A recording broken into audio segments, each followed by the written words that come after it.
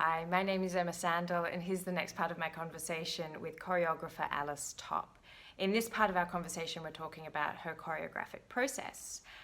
Some choreographers are very much in their minds and they sit at the front of the studio, they know what they want, and they instruct the dancers that way. And other choreographers are more physical and active, and they stand up in the space and they express the movement with their own bodies, and they ask the dancers to replicate that or experiment with it in that way. So I was interested to hear from Alice which camp she falls into.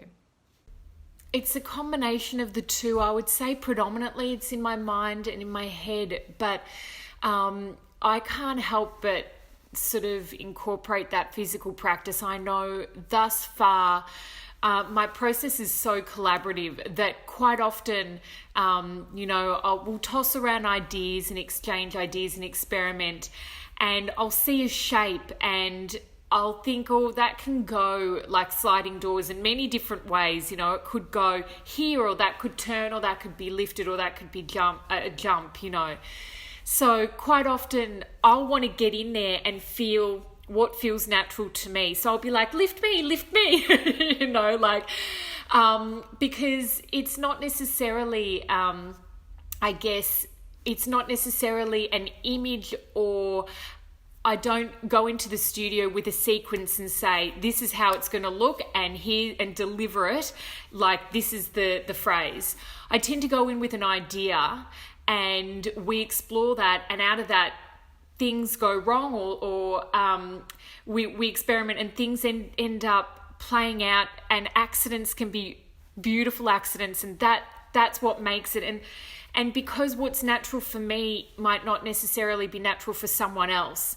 If I'm trying to go for, flow, and I ask them to do a movement that sits right on me and it doesn't on them, it'll break the flow visually for me. So I want it to flow for them. And if you can find a shape that feels right for that person, I don't see the shape, but I see the feeling. So I find sitting out the front in the auditorium, I know when I've done a combination that's stressful, and there might be a couple of steps in there that are really unnatural to me, but it's been choreographed years before and it's very traditional, and that's how it is. You try and find a way of making it work for you, but quite often, you can tell in yourself when your energy changes before that step out of fear, or you've got a 3-minute solo and you've got one step at the end, but you're holding on to that the whole time. And when I'm choreographing, I'm always saying to my dancers,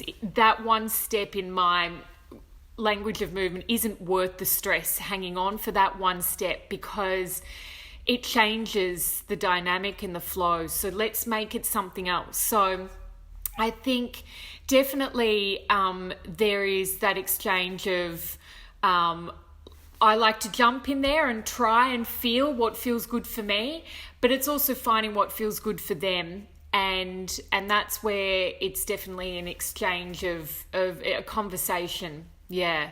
I guess that makes me think too, from that point on, did anything change about your perspective as being a dancer in the company?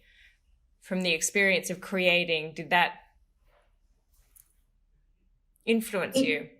Yeah, I think I didn't really think about it at the time, but it really did in many ways.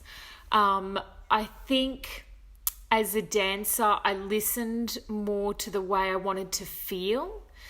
I think I also shifted a little bit when other choreographers came in and you got the opportunity to work with them.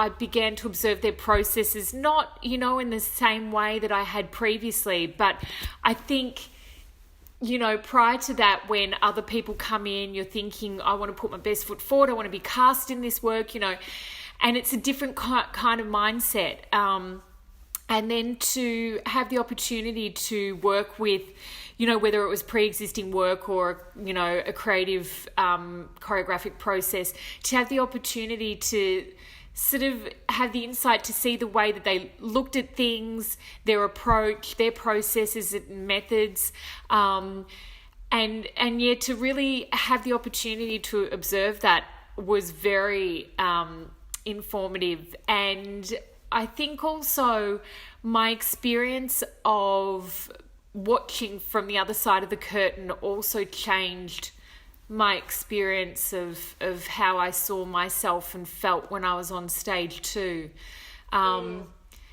Because, you know, when prior to choreographing, you're representing someone else's ideas, and you're on stage and you're acting in a role, you're performing a character, or you're on this journey, and whether it's a fairy tale or a traditional piece or a contemporary piece, you know, you're realizing someone else's vision to the best of your ability.